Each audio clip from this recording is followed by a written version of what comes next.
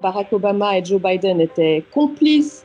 Barack Obama l'impliquait dans la plupart des décisions importantes qu'il a prises.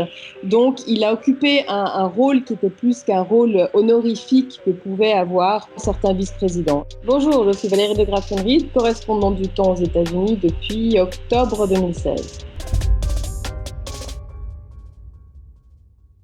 Le vice-président a plusieurs rôles. Le rôle principal, c'est de remplacer le président en cas de décès, de démission, de destitution, ou bien d'impeachment, ou bien aussi s'il est simplement en incapacité de régner. Donc ça, c'est vraiment le rôle premier. Et puis là, on se souvient de la scène de Lyndon Johnson dans l'avion Air Force One avec Jackie Kennedy, en train de prêter serment pour devenir président, alors que JFK venait de se faire assassiner le 22 novembre 1963. Donc ça, c'est vraiment une image marquante.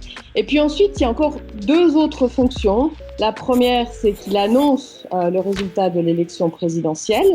Et puis, il est aussi président du Sénat, ce qui peut paraître comme étant un rôle un peu honorifique, mais en fait, quand il y a une égalité de vote, il doit se précipiter au Capitole et c'est lui qui a la voix prépondérante et la voix décisive en fait pour faire pencher la balance.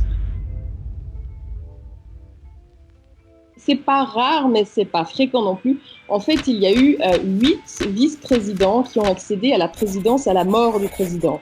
Par exemple, Andrew Johnson, Theodore Roosevelt, Harry Truman, Lyndon Johnson. Et puis ensuite, il y a eu le cas de Gerald Ford, par exemple, qui a été propulsé président quand Richard Nixon a démissionné. Et puis à ces 9 vice-présidents qui sont devenus présidents de cette manière-là, il faut rajouter 5 autres cas, 5 autres vice-présidents qui ont remporté une élection présidentielle. Et là, le dernier en date, c'est en fait George Bush père.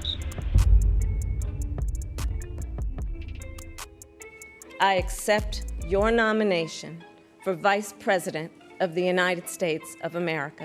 Kamala Harris, elle amène plusieurs choses à Biden. C'est donc une femme, elle est noire, elle est fille d'une mère indienne et d'un père jamaïcain, donc elle représente aussi les minorités. Si elle accède à la vice-présidence, n'oublions pas que ce serait complètement historique.